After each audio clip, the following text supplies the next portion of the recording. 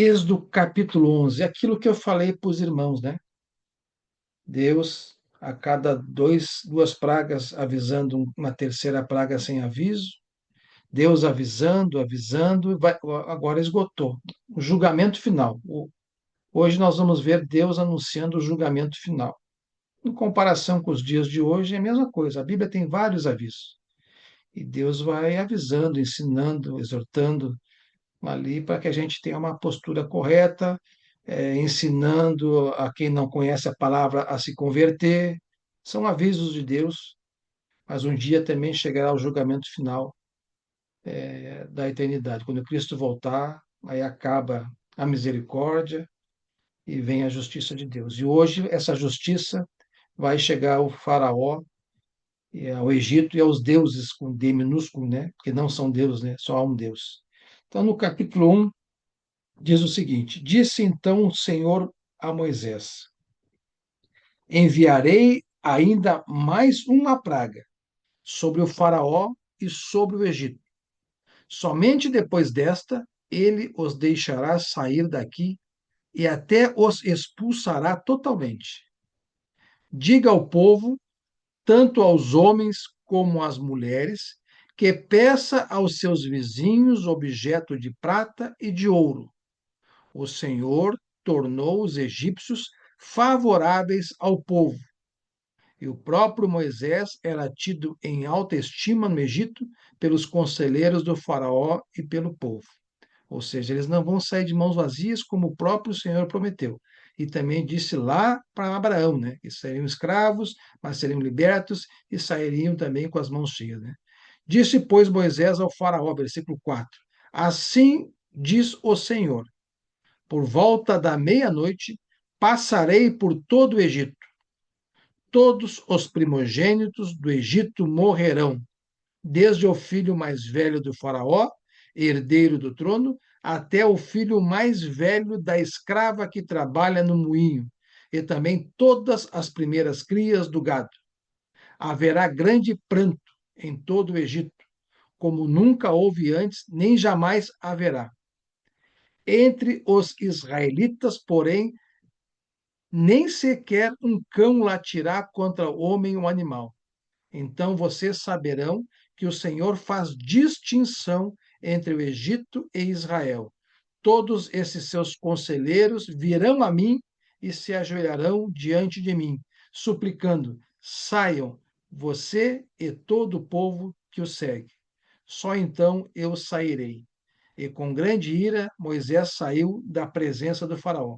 Rapidamente, aqui um pequeno comentário. Haverá grande pranto. Né? Nós sabemos no Novo Testamento, com a volta de Cristo, haverá grande choro e ranger de dentes daqueles que forem condenados. Né? Então, algo também semelhante. Versículo 9. O Senhor tinha dito a Moisés: o Faraó não lhes dará ouvidos, a fim de que os meus prodígios se multiplicassem no Egito. Moisés e Arão realizaram todos esses prodígios, as nove pragas, né? Diante do Faraó, mas o Senhor lhe endureceu o coração e ele não quis deixar os israelitas saírem. Um pequeno comentário do versículo 1 a 10 que eu acabei de ler, do versículo 11. Aqui então narra o anúncio, né, da 10ª e última praga sobre o Egito, a morte dos primogênitos. Deus ordena que Israel peça riqueza aos egípcios e revela que Faraó finalmente expulsará o povo. O texto destaca o juízo divino, a distinção entre Israel e Egito e a soberania de Deus para libertar o seu povo. No juízo final, irmãos, vai ser a mesma coisa, a distinção entre o povo de Deus e aqueles que não aceitaram a Cristo. Pontos chaves: o anúncio da última praga. Deus informa a Moisés que trará mais um castigo, após o qual o faraó deixará os israelitas partirem totalmente. Os israelitas ganham o favor dos egípcios e pedem objetos de prata e ouro.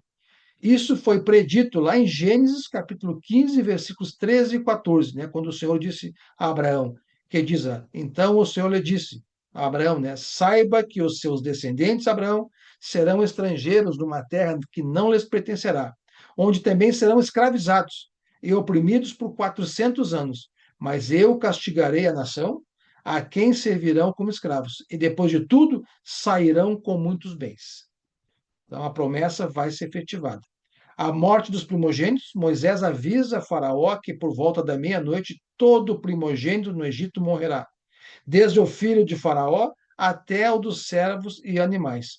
Haverá grande clamor, mas não entre os israelitas, mostrando a distinção feita por Deus. A teimosia de Faraó, nos versículos 9 e 10, apesar dos sinais e avisos, Deus endurece o coração de Faraó para que ele demonstre ainda mais seu poder, culminando na saída de Israel. A ira de Moisés, no versículo 8, Moisés sai da presença de Faraó ardendo em ira, frustrado com a teimosia e o egoísmo do líder egípcio.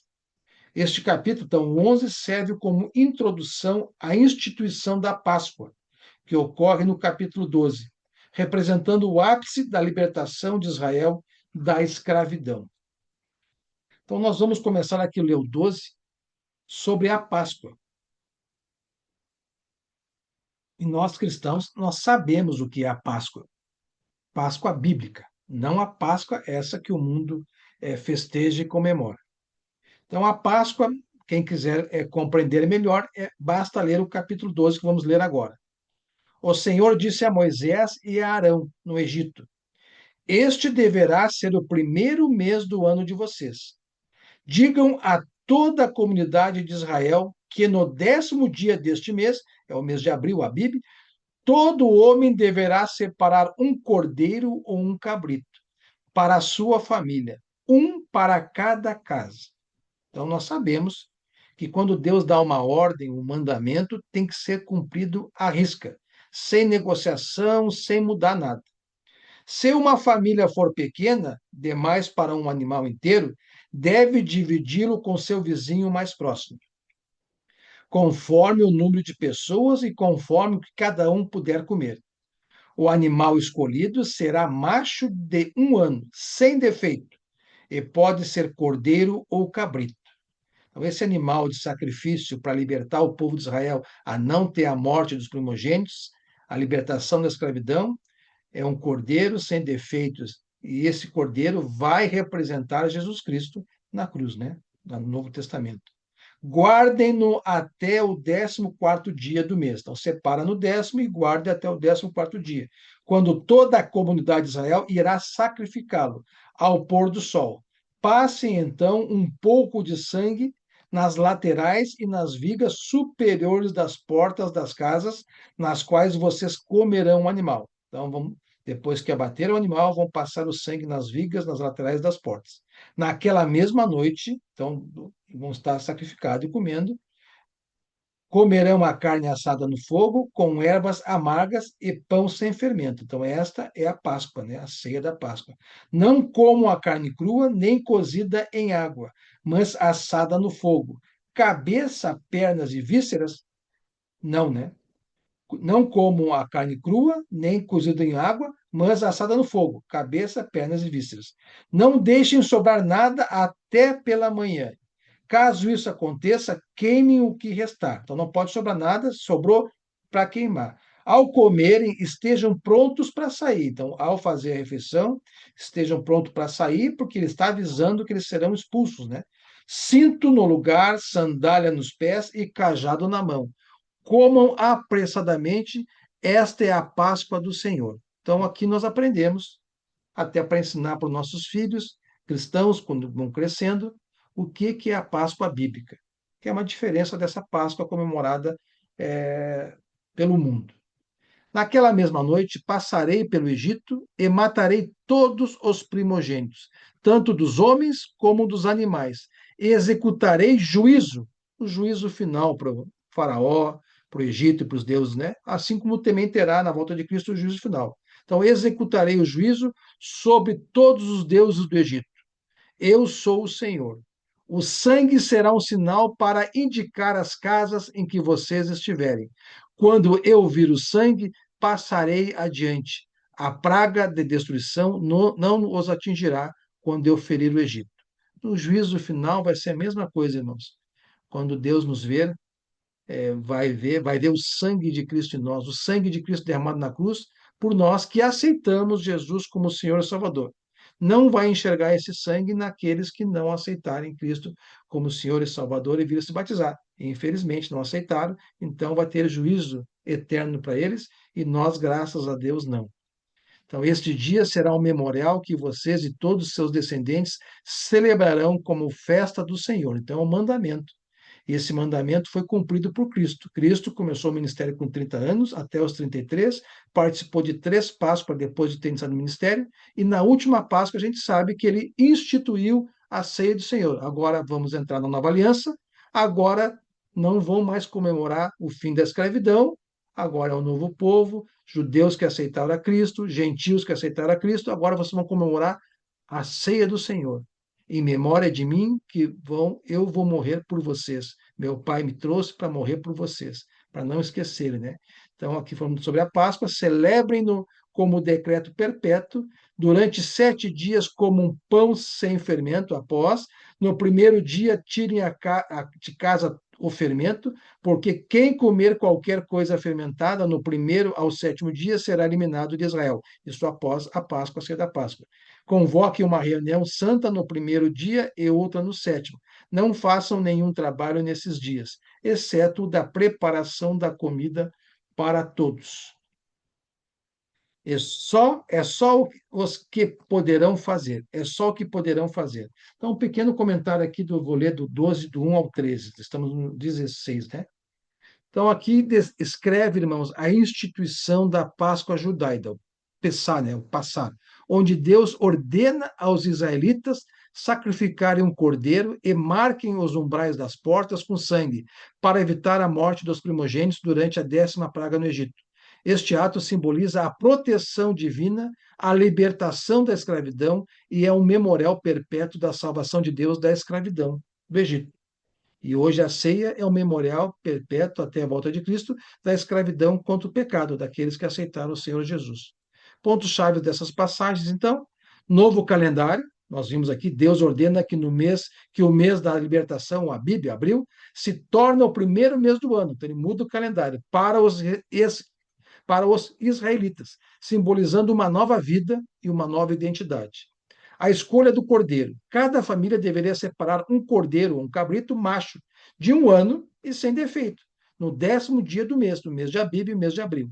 O sangue como sinal. O sangue do cordeiro deveria ser colocado nas 2 ombreiras e na verga da porta das casas. Ao ver o sangue, Deus passaria por cima, Páscoa, poupando os primogênitos israelitas da morte. A refeição da Páscoa, o cordeiro deveria ser assado ao fogo e comido com pães asmos, sem fermento, e ervas amargas, simbolizando a pressa da saída e a amargura da escravidão. Estatuto perpétuo, a Páscoa deveria ser celebrada anualmente como um memorial da libertação milagrosa. Ato de obediência e fé. Então, é um ato de obediência e fé. Então, eles tinham esse ato, faziam a ceia todos os anos como obediência e fé. Assim como nós celebramos a ceia todo dia do Senhor como um ato de obediência e fé. Passar o sangue nas portas foi uma demonstração pública de fé e obediência, distinguindo os adoradores de Deus no meio do Egito. A mesma coisa quando nós participamos da ceia, é uma questão pública onde todos enxergam, nós estamos demonstrando a nossa fé publicamente para quem está enxergando e nossa obediência a Deus, né? Prefiguração de Cristo. No cristianismo, o Cordeiro da Páscoa simboliza Jesus Cristo, o Cordeiro de Deus, que foi sacrificado sem pecado, sem mácula. Assim como lá o animal, o cordeiro, não tinha nenhum defeito, nenhuma mancha, aqui Jesus Cristo é sem nenhum pecado, sem nenhuma mácula, para oferecer salvação e perdão dos pecados pelo seu sangue. Libertação da morte dos primogênitos. A morte dos primogênitos egípcios demonstra a soberania de Deus sobre os falsos deuses do Egito e forçou o faraó a libertar o povo. Detalhes bíblicos da Páscoa, né? Escolha, dia 10. O cordeiro era selecionado no dia 10 de Nissan, de Abib, de abril, no dia 10. O abate desse cordeiro era no dia 14. O animal era imolado, sacrificado no dia 14 de Nissan, no final da tarde. A refeição era na noite do dia 15. Dia 14, às 18 horas, mudava o calendário. O cordeiro assado era consumido com pães sem fermento, matzá, ervas amargas na noite, que se iniciava no dia 15. Então, às 18 horas, calendário egípcio, 18 horas do dia, começa o dia seguinte, comemorando a saída do Egito. Na tradição judaica, o sacrifício ocorria no templo, né? Isso vai vir depois, né? Depois, com o templo, a tradição ocorria no templo de Jerusalém, e a carne deveria ser totalmente consumida naquela noite, sem que nenhum osso fosse quebrado. Nenhum osso do cordeiro poderia ser quebrado. Por isso que Jesus, no sacrifício da cruz, não teve seus ossos quebrados. Então as coisas vão se encaixando, né? A velha aliança, a nova aliança, tudo uma preparação para a volta de Cristo. Então, no versículo 17, Deus falando para Moisés, para o povo do Egito, né? Israel, né? Celebrem a festa dos pães sem fermento, então depois da Páscoa ali, porque foi neste mesmo dia que eu tirei os exércitos de vocês do Egito. Celebrem esse dia como o decreto perpétuo por todas as suas gerações. No primeiro mês, como um pão sem fermento, desde o entardecer do 14º dia até o entardecer do 21º dia. Durante 7 dias vocês não deverão ter fermento em casa. Quem comer qualquer coisa fermentada será eliminado da comunidade de Israel, seja estrangeiro, seja natural da terra. Não comam nada fermentado onde quer que morarem, comam apenas pão sem fermento. Então, estas são as ordens de Deus dadas a Moisés para dar ao povo de Israel naquela noite que iria anteceder a chegada da 10ª praga. E nós vemos que desde a origem os mandamentos de Deus são claros e deve ser cumprido à risca. E nós já temos que aprender desde então, irmãos e irmãs, essa doutrina, a doutrina, não há negociação. Se a Bíblia diz uma coisa, façam igual, não façam diferente. Ah, mas não está dizendo que é proibido. Façam exatamente o que a Bíblia diz. Não acrescentem nada, não retirem nada, o que é da doutrina do Senhor, dos ensinamentos, dos mandamentos. Nós vimos na aula do irmão lá, Enio, que eu trouxe ontem, o Moisés recebeu a ordem por escrita, né, a Torá, e depois tiveram as ordens verbais, os costumes que transcreveram os missá, e os fariseus botavam esses costumes e tradições acima até da lei escrita. Isso é um erro. Nós temos que ficar com a lei escrita. Por isso que eu estou aprendendo agora, depois de 7 anos, a trazer estudos e mensagens, leituras bíblicas, para não ter erro de trazer opiniões, pensamentos que não estejam de acordo com a Bíblia. Então, acabamos de aprender aqui o anúncio da 10ª praga e aprendemos aqui o que é a Páscoa do Senhor, que foi para o povo de Israel. Na nova aliança, nós temos a ceia do Senhor. Vou parar aqui a gravação. Vamos parar então no capítulo 12, no versículo 20. Eu não vou entrar na 10ª praga hoje.